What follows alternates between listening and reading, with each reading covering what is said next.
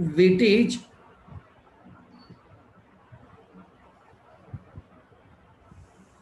0 marks. ठीक है, अभी तक इस पर कोई क्वेश्चन नहीं बना है।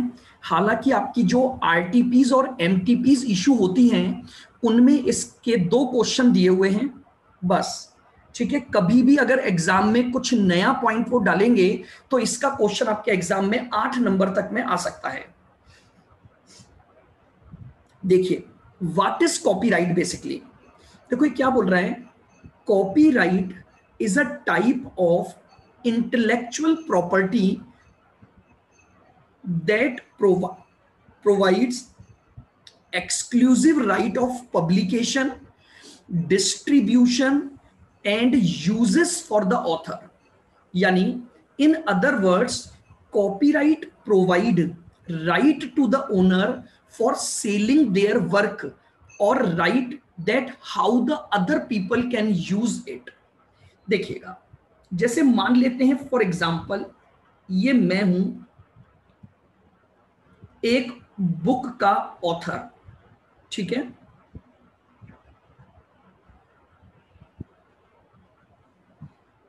Author of book,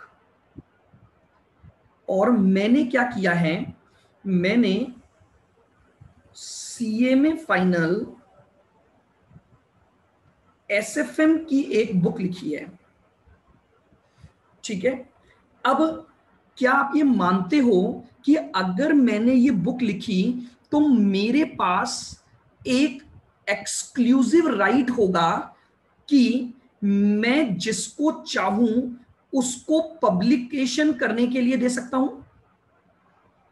yes sir. या मैं उसको, जो मेरा ये राइट है, मैं किसी दूसरे को सेल कर सकता हूं? Yes sir. या फिर दूसरे पर्सन किस तरीके से यूज कर पाएंगे ये मैं डिसाइड कर सकता हूं। आपको याद है, आप जब भी कोई बुक खरीद के लाते हैं तो उस पर आगे फर्स्ट फ्रंट पेज पर लिखा हुआ होता है कॉपीराइट। पढ़ा है कभी उसको? Yes sir. कि भाई आप इसकी ना तो कॉपी कर सकते हो, ना बिना ऑथर की परमिशन के इसकी कॉपी, इसका रीप्रिंट, इसका पब्लिकेशन, इसको सेल आप नहीं कर सकते। तो बेसिकली उसी चीज को हम क्या बोलते हैं, कॉपीराइट।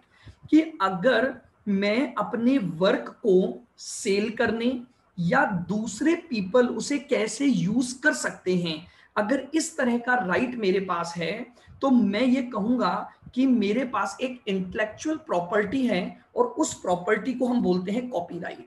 तो बेसिकली कॉपीराइट जो हो गया वो एक असेट हो गई हमारे लिए। क्या हो गई? असेट। और असेट की कैटेगरी में भी ये कौन सी असेट होती है? इंटेंजिबल।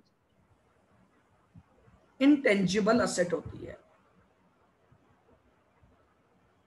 आइएगा, some examples of that can be protected by the copyright includes books, songs, film, etc। Copyright के जो मेन एग्जांपल हैं, किन किन चीजों पर ज्यादातर कॉपीराइट्स होते हैं? बुक्स पर कॉपीराइट होते हैं, सॉन्ग्स पर कॉपीराइट्स होते हैं, फिल्म्स पर कॉपीराइट होते हैं। अब देखिएगा, how to calculate value of copyright. For valuation of copyright, we have to apply discounted cash flow approach और income approach। बहुत सिंपल सी बात है। देखो, अगर मुझे किसी भी कॉपीराइट का वैल्यूएशन करना है, वैल्यू ऑफ एनी कॉपीराइट,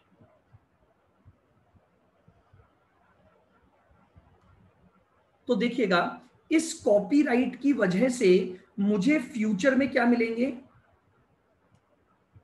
मुझे फ्यूचर में कैश फ्लो जनरेट होंगे। अब अगर मैं फ्यूचर के उन सभी कैश फ्लो की आज क्या निकाल लूं? Present value of future cash flow निकाल लूं, तो बस ये जो present value of future cash flow आएगा यही मेरे पास क्या होगी, वैल्यू ऑफ कॉपीराइट आ जाएगी।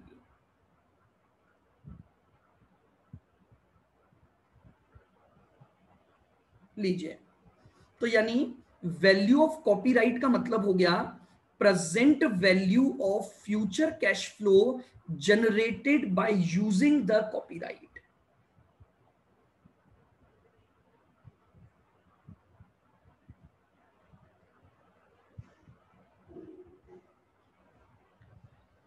Copyright is classified as an intangible asset under the heading non-current assets. Copyright को कहां शो किया जाता है, इंटेंजिबल असेट्स में।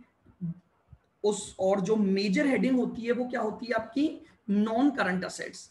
यानी जब आप बैलेंस शीट प्रेजेंटेशन लेकर जाएंगे तो आपकी सबसे पहली जो मेन हेडिंग होती है दैट इज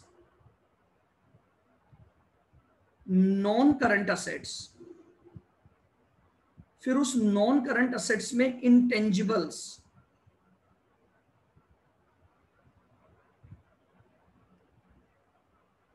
और उस इंटेंजिबल में आपके पास आता है कॉपीराइट। तो कॉपीराइट इस तरह से है।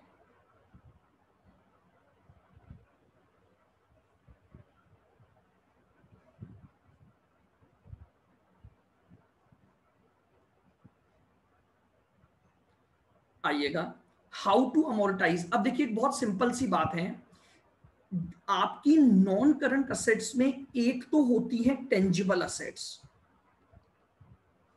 और एक होती है इनटेंजिबल असेट्स। टेंजिबल और इनटेंजिबल। जो भी आपकी टेंजिबल असेट होती हैं आपको अकॉर्डिंग टू द लाइफ उन पर क्या लगाना पड़ता है, डेप्रीसिएशन। लेकिन इंटेंजिबल पर हम टर्म डेप्रीसिएशन यूज नहीं करते हैं। इंटेंजिबल के लिए हम जो टर्म यूज करते हैं that will be called amortization. Amortisation. ये भी एक तरह का रिटर्न ऑफ है।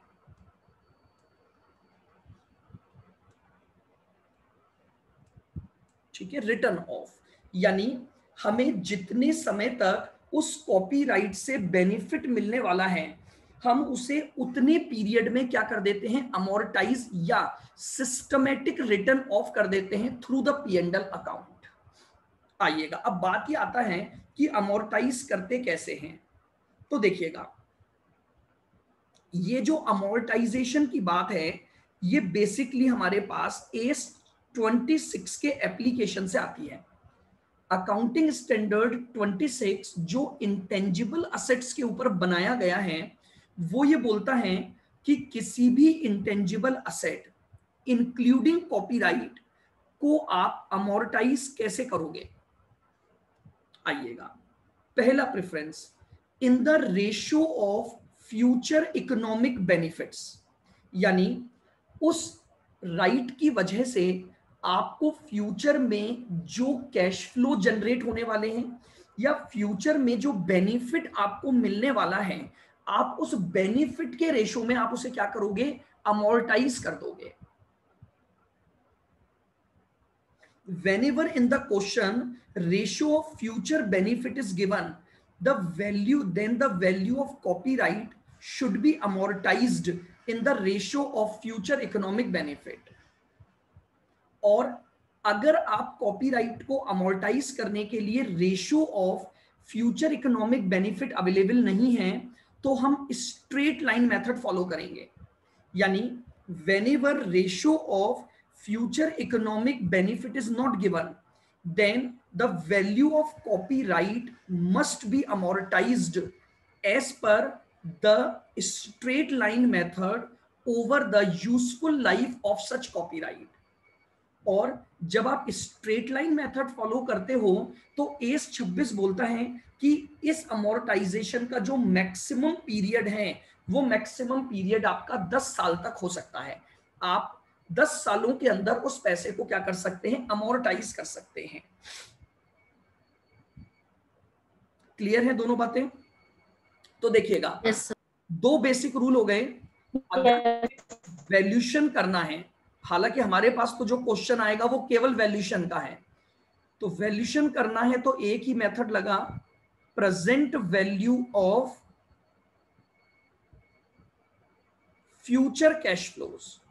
जो भी आपके कैश फ्लो की प्रेजेंट वैल्यू है वही आपकी कॉपीराइट की क्या बनेगी, वैल्यू बनेगी।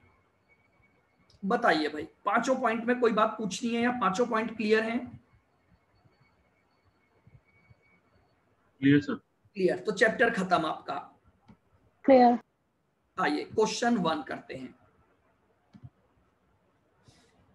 ऐसे ही प्यारे प्यारे चैप्टर हैं इस सब्जेक्ट में आपके पास। आओ, Chhaya publishers limited has been approached by the other publishers ABP Limited, which is interested in buying the copyright of the book Valuation Management. To estimate the value of copyright, the following assumptions are made. पहला point, the book is expected to generate 4,50,000 after tax cash flow each year for the next 3 years to Chaya Publisher Limited and 3 lakh a year for the subsequent 2 years. These are the cash flow after author's royalty, promotional expenses and production cost.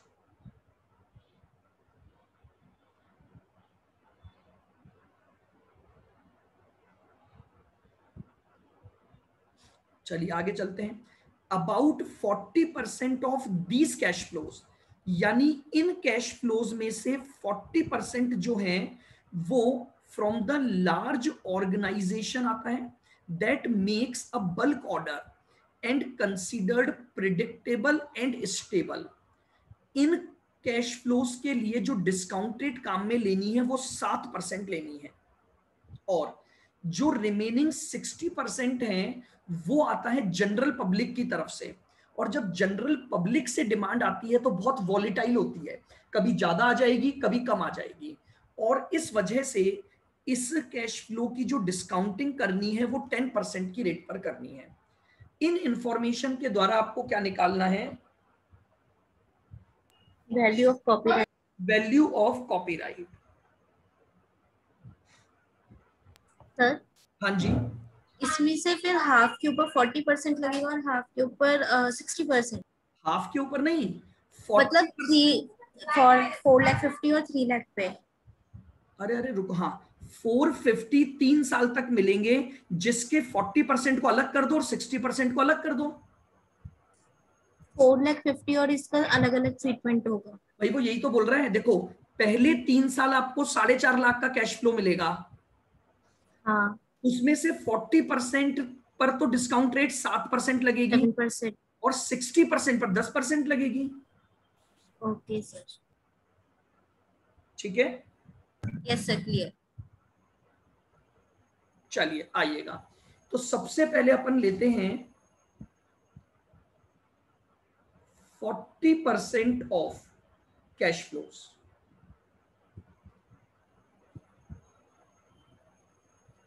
पहला column year, cash flow,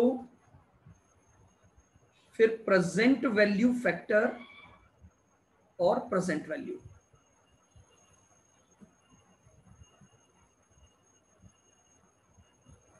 चलिए मुझे बताइए, पहले साल आपका cash flow कितना है?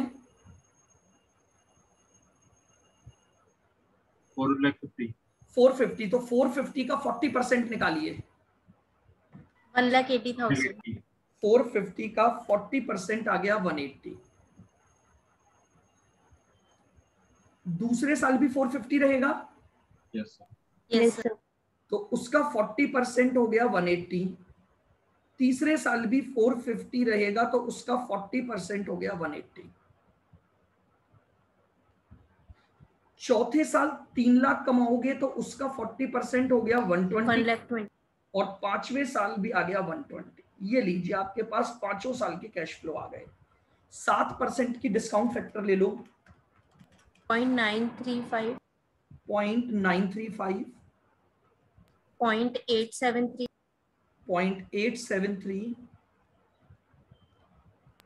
.816, 0.816,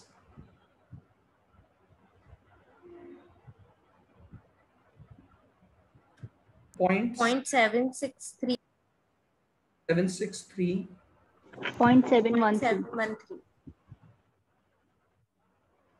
713, 713. 713। Present value निकालकर टोटल बताइए मुझे।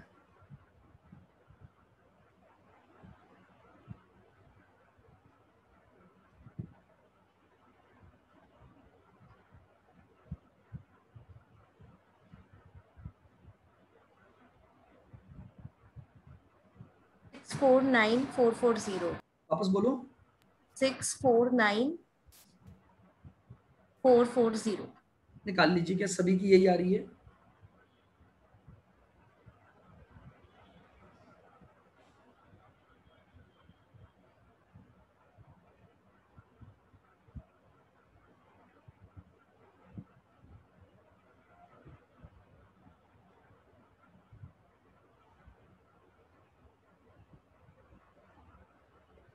Yes, sir.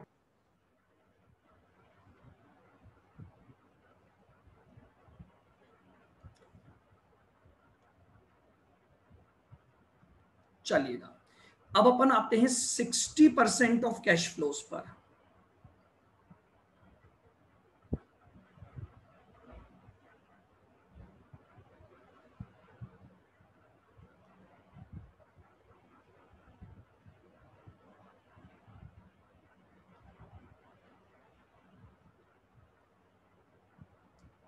बताइए वापस से, year 1, year 2, year 3, year 4, year 5, cash flow बताइए। पहले साल के कितने हो जाएंगे? 2,70,000. 270, दूसरे साल के 270, तीसरे साल के 270, Then 1,80,000. 180 और 180।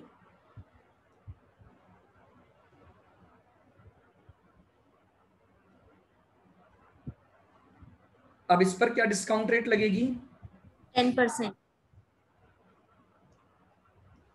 तो 10% के पीवी फैक्टर 0.909, 0.826, 0.751, 0.683 और 0.621 प्रेजेंट वैल्यू निकाल के टोटल करो।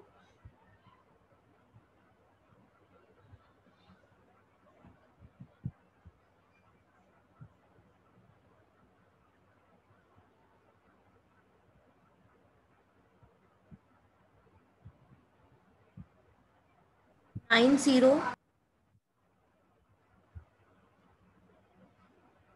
वापस बोलो।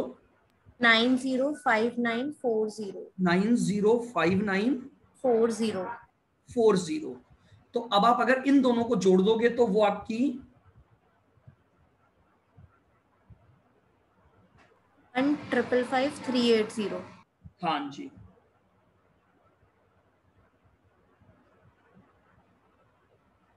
निकाल दो वैल्यू कितनी आ गई।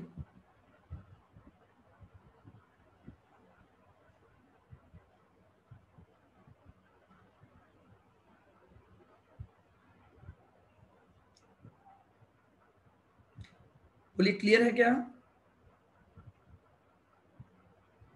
तो आपकी value of copyright in Yes, दोनों sir. को जोड़ दोगे तो आपके पास कॉपीराइट की वैल्यू आ जाएगी। चलिए, सेकंड क्वेश्चन आप अभी करके मुझे आंसर बताएंगे।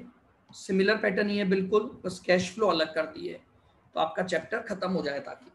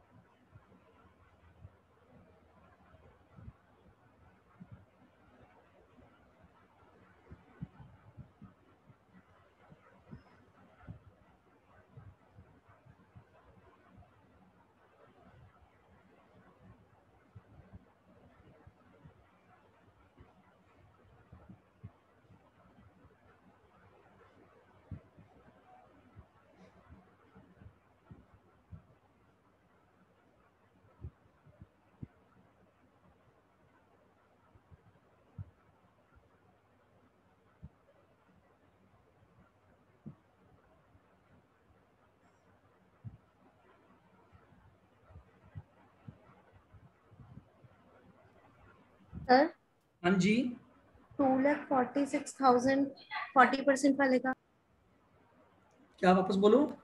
टोटल आ रहा है 2,46,000 40% वाले का। अच्छा, 40% वाले का आ रहा है 2 2,46,000। 246। Yes sir. नितिन का आ रहा है 216। और बताओ भाई।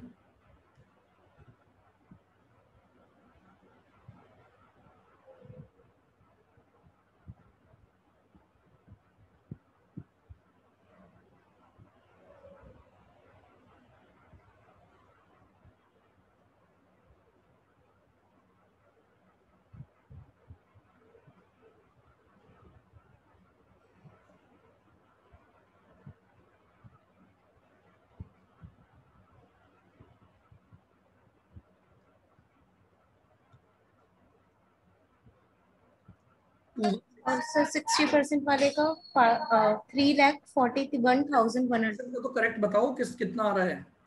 सर मेरा तो 246 ही आ रहा है। बाकी सबका 216 आ रहा है, दोबारा चेक करो।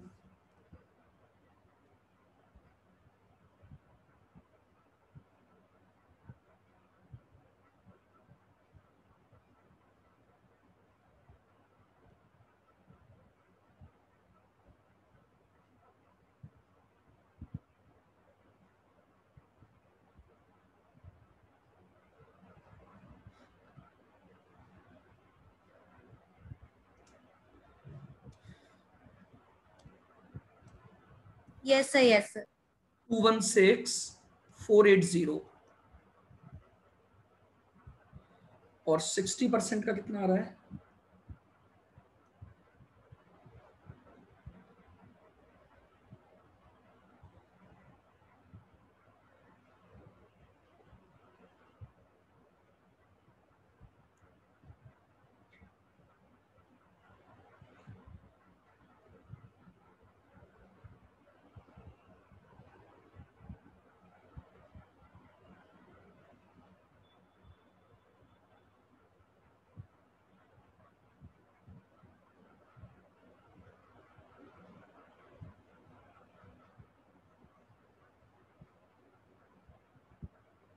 $301,980।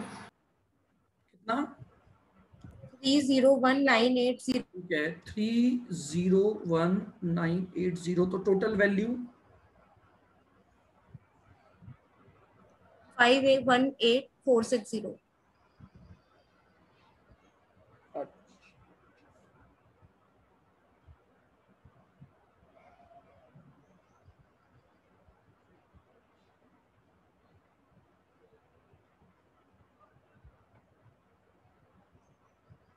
कितना बताया टोटल, एक बार वापस बोलना। 5,18,460। 6। सर 460। अच्छा, 460।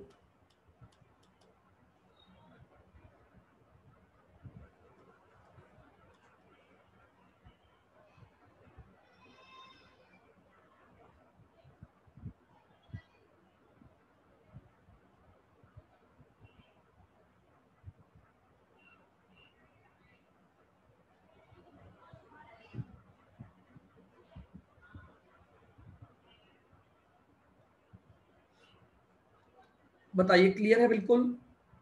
Yes, sir. चलिए, तो आपका चैप्टर कंप्लीट है। ये दो ही क्वेश्चन है जो आपके आरटीपी में दिए हुए हैं बस।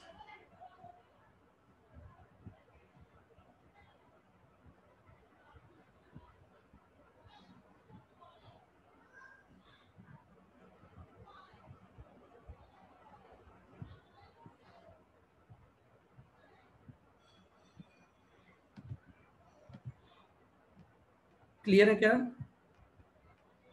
Yes, Yes, sir. sir. चलिए, तो आज का अपना एक चैप्टर कंप्लीट हो गया है। अब इसका तो कोई होमवर्क है नहीं। पिछला वाला होमवर्क हो गया पूरा एचआरए का। Yes, sir. Yes sir. Yes, sir. तो अब अगले वीक अपन 2 चैप्टर करेंगे। एक चैप्टर सब या फिर एक बड़ा चैप्टर लेंगे जो सैटरडे संडे को कंप्लीट हो जाएगा आपका। ठीक है ना? आपको मैंने पहले ही बताया था, केवल आपके 2 चैप्टर ऐसे हैं जो आपको एक रेगुलर क्लास में 10 से 15 दिन लगेंगे, और वो 2 चैप्टर हैं, एक तो आपका चैप्टर नंबर 11 और एक है आपका चैप्टर नंबर 1। बस बाकी आपके सारे चैप्टर जो हैं वो छोटे छोटे से हैं। ठीक है, यस सर। चलिए तो आज की क्लास Yes, sir.